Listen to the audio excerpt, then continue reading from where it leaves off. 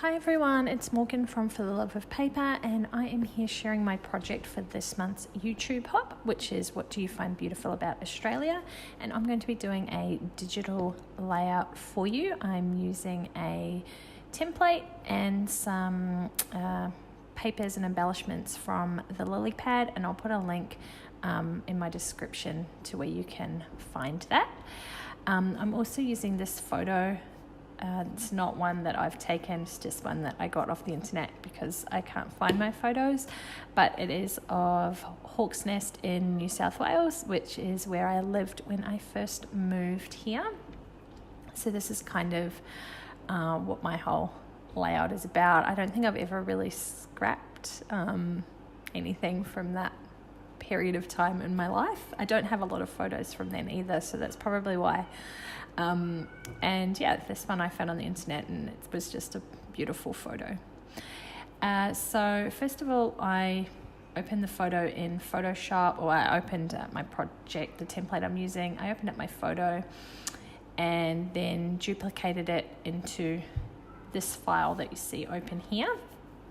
And on the screen, you can see there's the white part in the top corner and then the grey around the other side. So I'm just going to be putting my background papers into the background. So I duplicate the layer, and as you can see, it covers the whole background. I don't want that, so I just want it on the bottom and then the grey part in the top left-hand corner. So I just create a clipping mask to both of those, as you can see in the layers on the side. If you're familiar with Photoshop, you'll know what I mean. If not, I'm going to hopefully do a few more tutorials like this. That's kind of going to be my thing. I'm not really doing normal scrapping anymore. I'm doing this digital stuff, which is really fun. And then this paper here, which is white, the bit of a pattern through it, I only want in that top right corner. So I find where that part is in my layers. So it's this one, and then I move my pattern piece down and create a clipping mask so it only goes into that top right hand corner. And that's pretty much my background done. Now I want to change some of the embellishments up a little. So the first one is this chevron zigzaggy piece along the middle there, and I want to make it blue. Where my cursor is at the moment, I want to make it a blue to kind of match that. So I use the eyedrop tool and select the color that I want, and then press OK. And now I've gone for the fill bucket, and I just fill in the shape, and the whole thing goes to that color. Now I'm going to zoom in onto these little embellishments off to the side of the photo. So I've zoomed into 55%. You can see that down in the bottom left-hand corner. And I find the piece in my layers over on the right, and then just click on it with the fill bucket, and it makes it all that nice blue color as well, just so it all sort of matches and ties together. Now this little star here I really liked, but I wanted to change it to a green color, and I'm going to go use the eyedropper tool again to find a nice green that's in that photo, and with that fill bucket I'm going to make the star green, so that my whole layout's kind of got that green and blue look to it. Now there is this other light blue star down the bottom, but I don't want the writing on it, but I still kind of want a star there. So I'm just going to make another copy of the green one, which I've done, and then put it in place of that light blue one instead. And then I decided I wanted a third little star, so I could have a little cluster. I think I just do 2 down there. So again, clicking on the layer of the star and duplicating it, and then I have 2. So things like copy, paste don't work in Photoshop. You do have to use the other commands and stuff. So in this case it's duplicate. And now I'm going to use the paint bucket again and do this one blue to match the other blues that I've got above. I think this layout took me 20 minutes to do, which is pretty quick for a scrapbooking layout.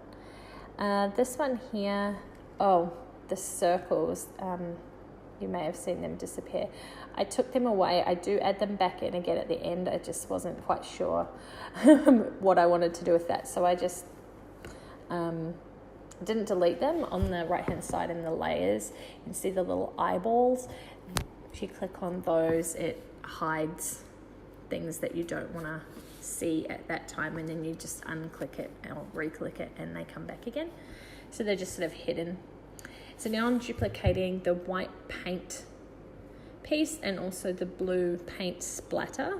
So I'm duplicating both of those, and I'm going to move them down to that bottom right hand corner just to have a bit of continuity across the page.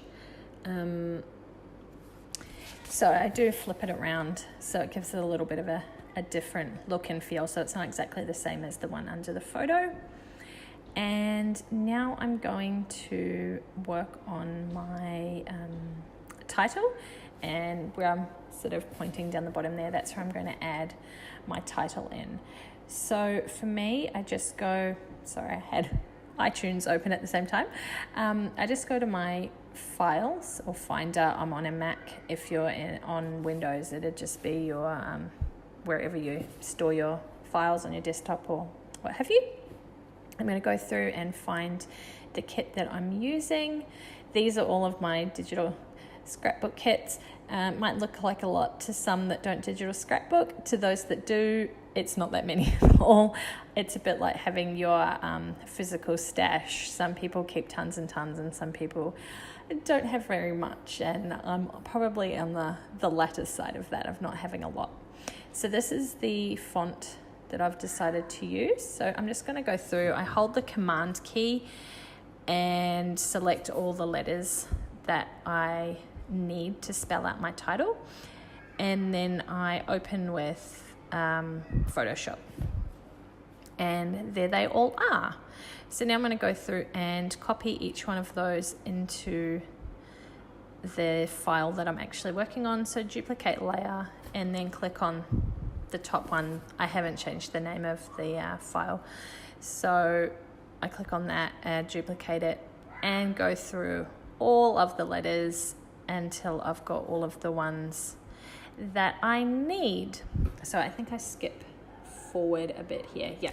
So now I've got all the letters in, and they've all just populated in that top left-hand corner. So now I'm going to go through and put them in order.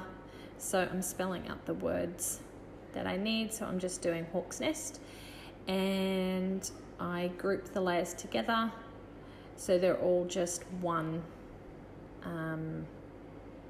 thing. I can move them around all together without having to match up every single letter every single time. So now that they're all grouped, I shrink them all down so that they're the same size, a little bit smaller than what they were originally.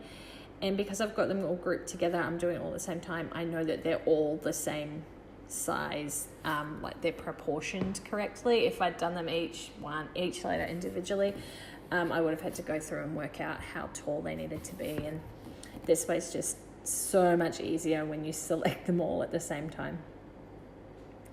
So now I'm going to space out my letters. So I'm going to start with nest. So I'm going to do the T, and I'm doing it backwards so that I know that it all fits. And I don't know, it just seems to be easier for me that way. I don't know why.